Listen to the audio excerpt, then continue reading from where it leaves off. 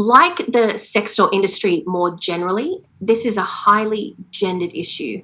And what I mean by that is that the vast majority of dolls are embodied female, and buyers are overwhelmingly men. While, like I said, child sex abuse dolls modeled on the bodies of boys do exist, in my experience, they are quite a bit rarer. So, for example, I'd been studying this topic for a couple of years before I ever actually came across one. Dolls that are designed to resemble little girls are the norm. We need to situate this phenomenon of child sex abuse dolls modeled on the bodies of little girls for men's sexual use within a wider culture that sexualizes and eroticizes girls, treating girls as appropriate objects of men's sexual desire. On the one hand, as a culture, we condemn child sexual abuse, but in another way, culturally, we are chipping away at the social norms that say female children are off limits for men's sexual use. And I'll give you some examples of this, some of which Collective Shout has exposed. First, the popularity of teen and barely legal pornography depicting young girls with pigtails, flat chests and braces served up for men's sexual gratification. In Australia, these kind of magazines have been available in corner stores and petrol stations, so really quite mainstream. The fetishization of schoolgirls and the sale of sexy schoolgirl costumes. Adult sex shops selling sex toys for men modeled on the bodies of young girls, like the Teenage Dream, the Lolita, or other virgin-themed products designed to emulate the bodies, the vaginas of teen girls. And these are marketed in graphic detail, just as being youthful and tight. There's also major bookstores and online marketplaces like Amazon selling erotic ebooks that feature incest or child sexual abuse themes. And these are typically eroticizing men's sexual abuse of girls, often daughters or stepdaughters. And the girls are typically painted as desiring and enjoying this abuse by their fathers and stepfathers. Amazon had also sold a book previously called The Pedophile's Guide to Love and Pleasure, which was an instruction manual on how to sexually abuse children without getting caught. And big surprise, it was written by a pedophile. And Amazon actually only removed it after months of global pressure. Global social media platforms like Instagram hosting sexualized images of underage and prepubescent girls, as well as predatory comments from adult men detailing the sex acts they wish to perform on them. So detailing the ways they want to sexually abuse them. Some of these are actually parent-run accounts and offer paid subscriptions with additional content, like bonus footage of a little girl washing the family dog in a bikini. We're also seeing the normalization of a sexual practice known as age play, branded a kink, in which adults recreate and enact fantasy scenarios of men's sexual abuse of girls, and this is portrayed as a fun, sexy fantasy.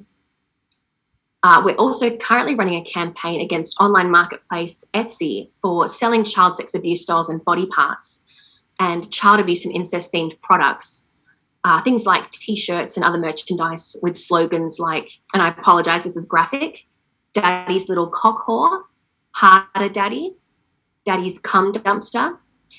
And you can sign the petition to Etsy, which has almost 50,000 signatures so far.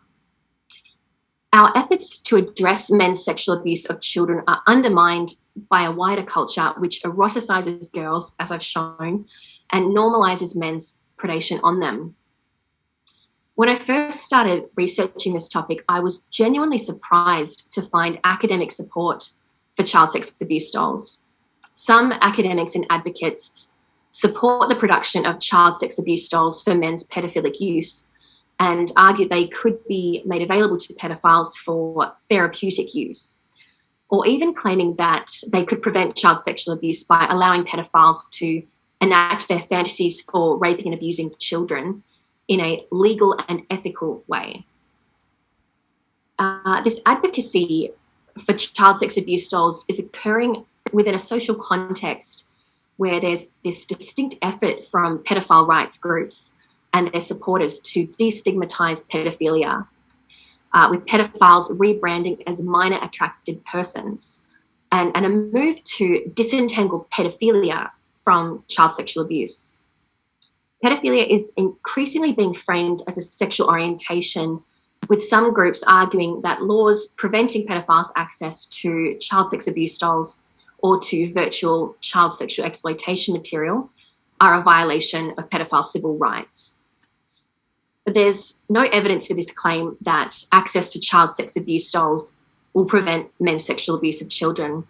There's not actually any empirical evidence on the impacts of child sex abuse dolls, and it's really hard to imagine how this could actually ethically be done. However, the Australian Institute of Criminology released a report in 2019 which concluded that not only is there no evidence that child sex abuse dolls could prevent child sexual abuse, but that they could lead to an escalation in abuse. And a quote from that report reads, "It is reasonable to assume that interaction with child sex dolls could increase the likelihood of child sexual abuse by desensitizing the user to the physical, emotional, and psychological harm caused by child sexual abuse and normalizing the behavior in the mind of the abuser." Contrary to the claims of child sex abuse doll advocates, it isn't a case of pedophiles using a doll or a child. Men who are found with child sex abuse dolls are frequently found to be sexually offending against children in additional ways.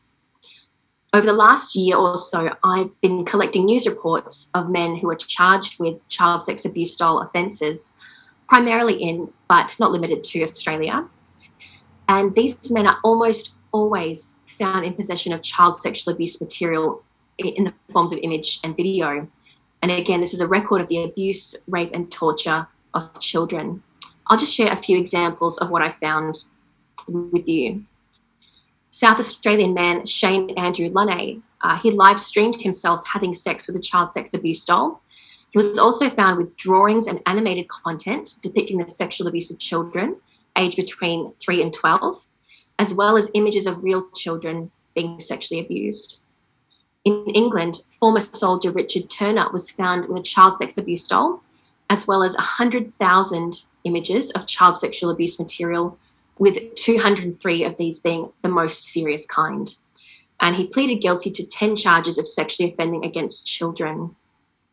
In the US, James Randall James was found with 62,381 images and 738 videos on his iPhone, which were mainly child sexual abuse material, as well as an adult female-bodied mannequin and a bound child mannequin that appeared to be used as sex dolls. An unnamed Utah man was found with 8 child sex abuse dolls, 2 of them dressed in the gown from Disney's Frozen, after a social media company reported him to police for uploading and distributing child sexual abuse material. A police raid on the home of New South Wales man Stephen Capsis turned up a child sex abuse doll and a trove of child sexual abuse material. Capsis had been caught at the beach filming intimate videos of young girls in bikinis, where he was zooming in on their genitals and using a covert device attached to his car to do that. So owning a child sex abuse doll or consuming virtual child sexual abuse material did not prevent any of these men, nor any of the others in a growing number of reported cases like these, from sexually offending against children. There's also evidence of male owners of child sex abuse dolls incorporating children into their doll usage.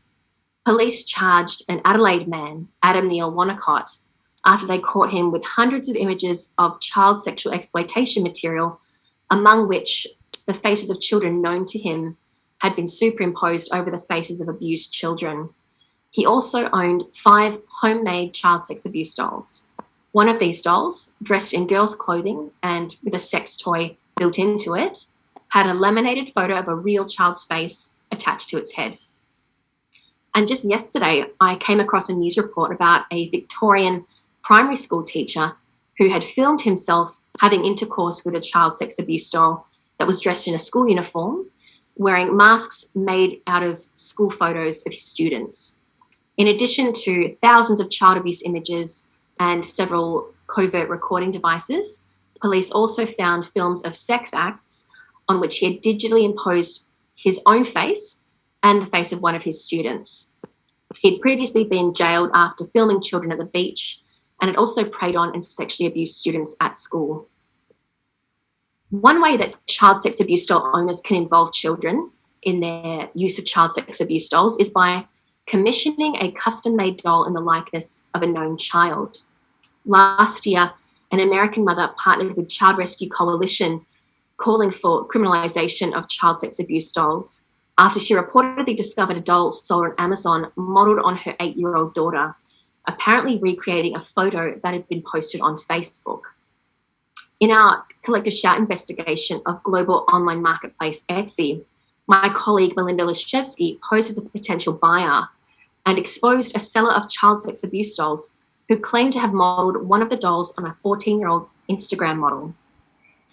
We sent computer-generated images of the faces of non-existing girls and asked if dolls could be customized to look like these specific girls. The seller agreed, offering to change the wig on one of them to appear more like the girl in the picture. Child sex abuse dolls can be and are being designed to resemble living children. What this means is that child sex abuse dolls don't just aid in the fantasy of abusing a generic hypothetical child. They allow male users to victimize a specific child even without having physical access to them. Far from being a victimless crime, like a lot of advocates will claim, the development of child sex abuse dolls facilitates a new form of technologically mediated child sexual abuse and exploitation, one where men can simulate rape, abuse, and torture of specific children using customized dolls. So what can we do about this? I hope that you'll be heartened to know that at Collective Shout, we've had some really significant steps in this space in lobbying global platforms, facilitating the sale of these products and resulting in some of these platforms actually withdrawing the products from sale. In 2018, we exposed major budget shopping app Wish, selling child sex abuse dolls and body parts from verified sellers. We also found realistic silicone replica vaginas, female torsos and backsides, replica female mouths and throats, disembodied child sex abuse doll legs, feet and heads for sale, all of which were marketed for men's sexual use. The child sex abuse dolls were typically between 100 and 130 centimetres tall. They were often dressed in children's clothing, with the emphasis on their flat chests in the product descriptions. And they were just posed and styled in such a way as to really emphasise their youth and innocence. Product descriptions described how real they feel. And here's one example. It said, buying a sex doll can be a daunting task at first, but understanding the various types and benefits of each will make your decision easier. Sex dolls are made with natural, safe, real silicone so that each gorgeous girl feels real. When we exposed Wish on our Facebook page, Wish responded in a comment on the post indicating that they weren't aware of these items or how they'd made it onto their platform and that they were committed to removing such items when they find them. But then nothing happened, nothing changed. Months went by and they ignored further correspondence from us. So for context, Wish is not a small company. It's reportedly worth $8.5 billion and boasts 300 million subscribers around the world. So we started campaigning. We started publicly sharing what we had found on the platform. We were tweeting damning listings of child sex abuse dolls and how they were being marketed. We started contacting sponsors and shareholders and asking them to intervene. We then approached a major seed funder who we found online, who shared our disgust, and he said that he would let the board know that this was not how he envisioned his investment being spent. And within a couple of days, we received a message from the CEO advising that child sex abuse dolls were being removed from the site. From beginning to end, this campaign took about 4 months. Last year, we discovered child sex abuse dolls on Chinese e-commerce website Alibaba. These dolls are modelled on the bodies of prepubescent girls, toddlers and babies, tagged with young girl, flat chest and sex dolls for men, again from verified sellers. Some were just 65 centimetres tall. This is approximately the size of a 6-month-old infant. One of the sellers provided a video of an anatomically correct baby doll demonstrating how it could be used.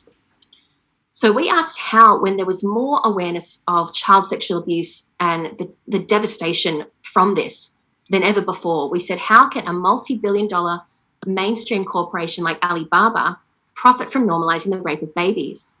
And after international media coverage of our campaign, and within about a week, Alibaba issued a statement saying they had removed child sex abuse dolls from their site. And we've continued to work with Alibaba and have positive discussions with them.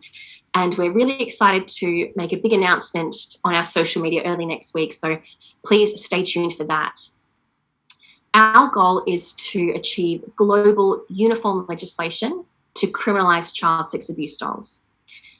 In addition to lobbying platforms hosting or profiting from the sale of child sex abuse dolls like we have, you can also lobby for legislation against child sex abuse dolls in your own country or state, for these products to be classified as illegal child sexual abuse material.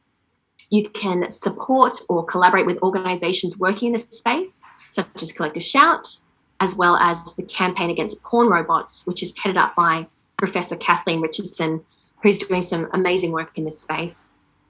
I'll leave my comments there, but if you want to follow my work on this issue, you can find me on Twitter at Caitlin_Roper or on my Instagram at It's Caitlin Roper.